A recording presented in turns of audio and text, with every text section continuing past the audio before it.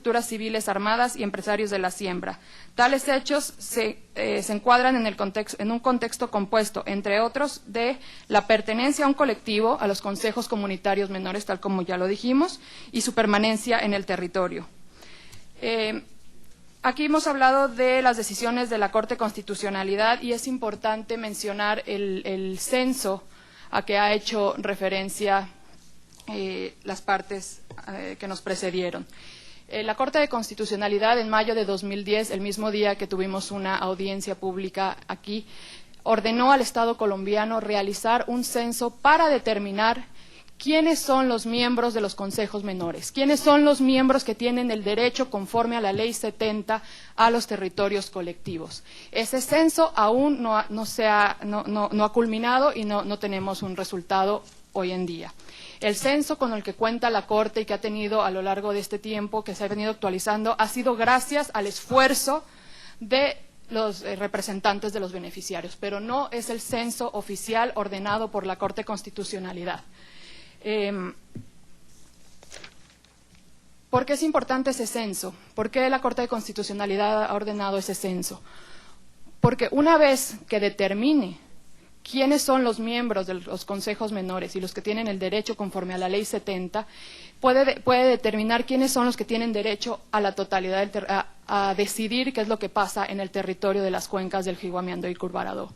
Hemos oído por parte de los representantes de los beneficiarios que hay ocupantes de mala fe dentro de ese territorio presuntamente apoyado por paramilitares. Una vez dicho lo anterior, la comisión quisiera exponer lo siguiente. Esas son las zonas humanitarias que son apoyadas por que son beneficiarias, de las medidas provisionales vigentes. Son Nueva Esperanza, Pueblo Nuevo, Caño Claro y El Tesoro.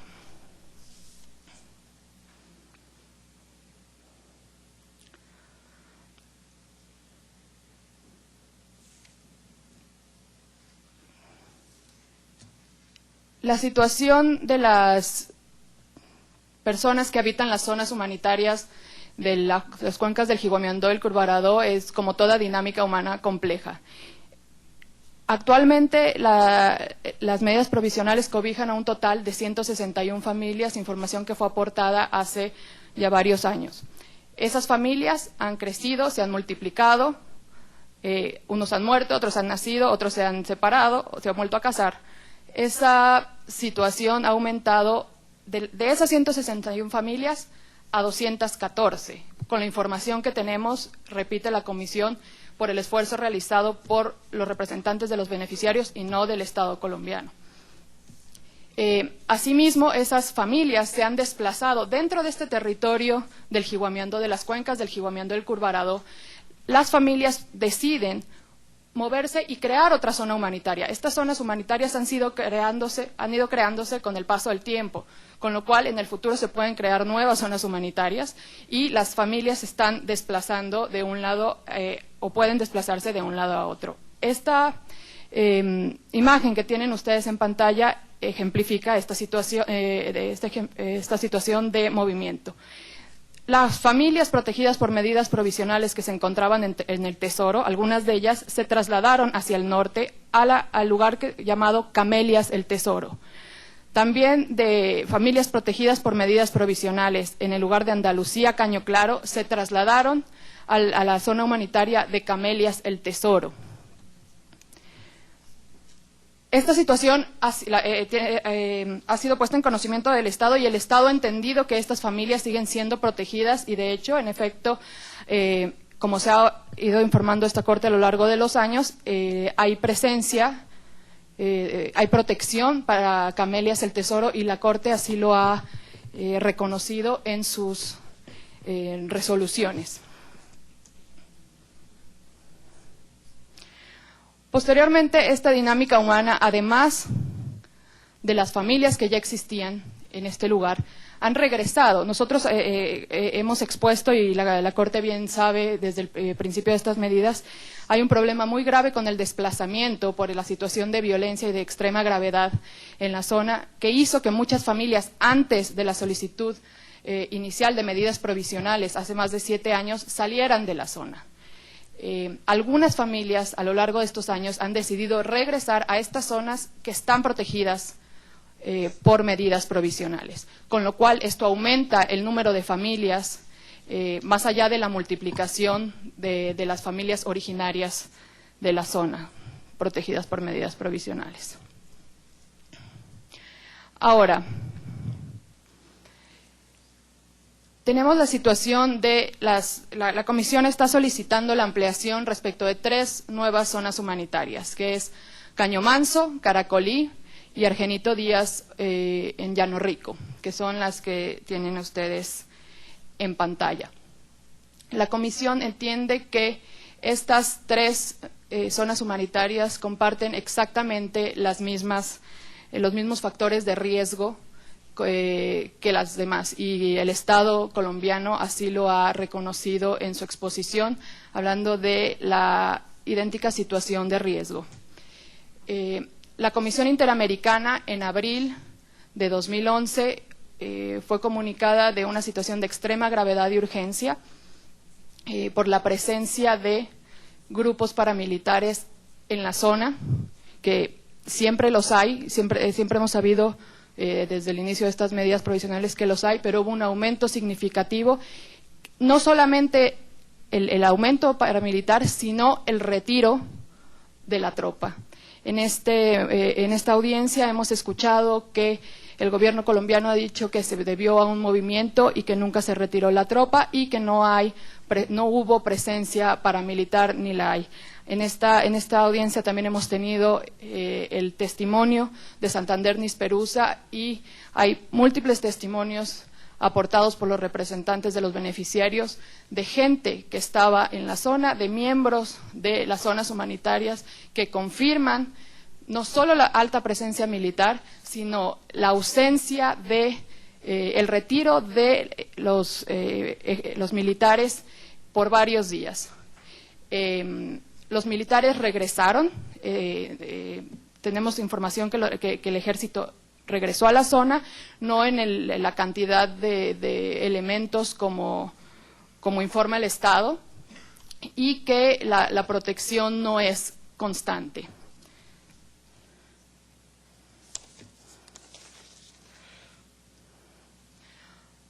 Esta lámina solo pretende ilustrar lo que expliqué en un principio, que es las zonas de biodiversidad, cómo son contiguas a las zonas humanitarias.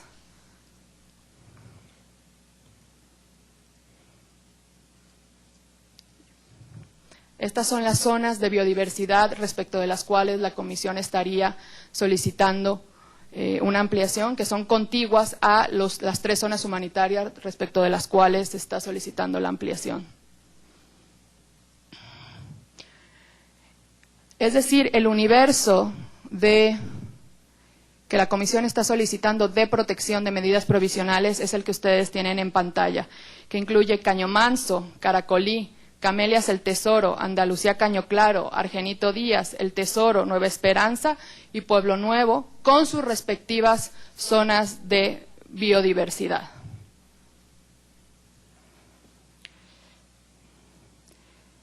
Una última situación a la que la Comisión se quisiera referir, y que ya han sido referida por los representantes de los beneficiarios, son las amenazas graves y un plan de asesinato respecto de varios líderes y lideresas de la comunidad, dentro de la comunidad y fuera de la comunidad, respecto de los cuales la Comisión también solicita medidas individualizadas. Algunos de ellos ya son beneficiarios de medidas provisionales, y de los demás la Comisión está solicitando una ampliación. En síntesis, la Comisión solicita a la Honorable Corte Interamericana que amplíe las medidas provisionales respecto de estas nuevas 3 zonas humanitarias con sus respectivas zonas de biodiversidad a la totalidad de familias que las conforman. Y con esto la Comisión quisiera hacer un punto, que se ha hecho un esfuerzo por parte de los beneficiarios principalmente de proporcionar el número de familias de cada una de las zonas humanitarias, respecto a las cuales la Comisión ha informado también a la Corte Interamericana. La Comisión considera que esa obligación, la obligación de saber exactamente cuántas personas viven ahí, tal como lo ha hecho la Corte Constitucional, es del Estado.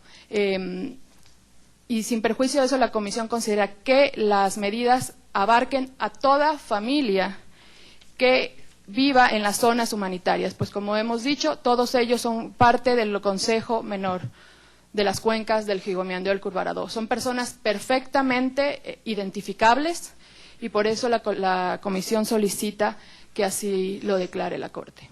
Muchas gracias. Muchas gracias, doctora Quintana, por su sustentación en representación de la Comisión Interamericana de Derechos Humanos.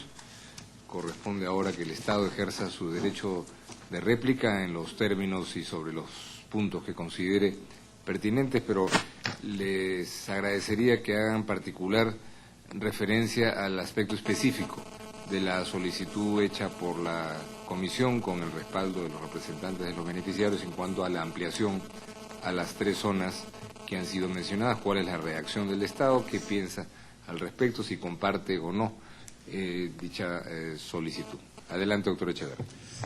Gracias, señor presidente. Gracias a la Comisión Interamericana y los representantes de los beneficiarios. Voy a hacer unos comentarios sueltos, pero ante todo quiero reiterarle a la honorable Corte el compromiso a fondo del Estado colombiano para llevar protección a todas las familias de las cuencas del Gigomeandó y del Curvarado.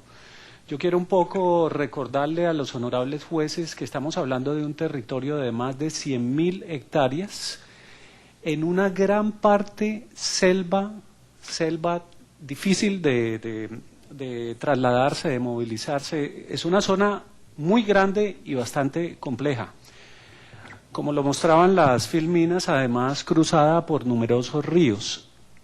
Yo quisiera simplemente mencionar el compromiso del Estado para la protección de todas las familias, no solo las que tienen medidas decretadas por la Honorable Corte.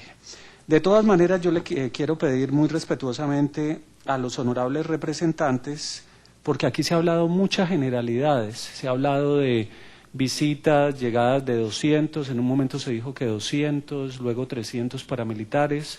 Para mí, que no soy un hombre hábil en las matemáticas, realmente valoro la velocidad como se puede contar, 200, 300 personas, pero yo sí le quiero pedir a los representantes que por favor nos entreguen copias de las denuncias que han establecido, que le han hecho llegar a las autoridades sobre esta situación que nos preocupa.